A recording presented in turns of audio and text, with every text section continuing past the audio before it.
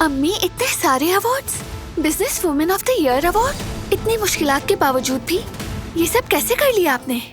यहाँ तक जो मैं पहुँची हूँ उस सबका सेहरा अपने शौहर को देती हूँ, जो मेरे साथ खड़ा रहा।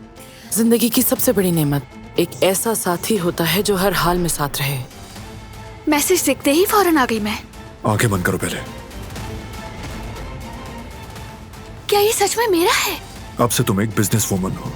अब हाथ में फाइलें उठा के मत घूमना। क्या मतलब अम्मी के साथ? हाँ दिलान, तुम्हें अंदाजा नहीं ये मेरे लिए कितनी खुशी की बात है। फरहान बेटे दिलान की आंखों की चमक उसका जोश बयान कर रही है। मुझे खुशी है कि वो काम शुरू कर रही है, मगर दिलान बेटी का सविया खातून के साथ काम करना मेरे दिल को बहुत ज्यादा खटकता है। गुल से शादी की बात घर वालों को कब बताएंगे? मेरे बस में हो तो मैं भी बता दूं।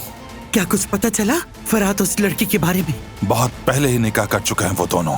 एकदम साथ नौकरानी उठ के हमारे खानदानी लड़के को बहका के निकाह करवा के बैठ गई। और निकाह का गवाह पता है कौन था?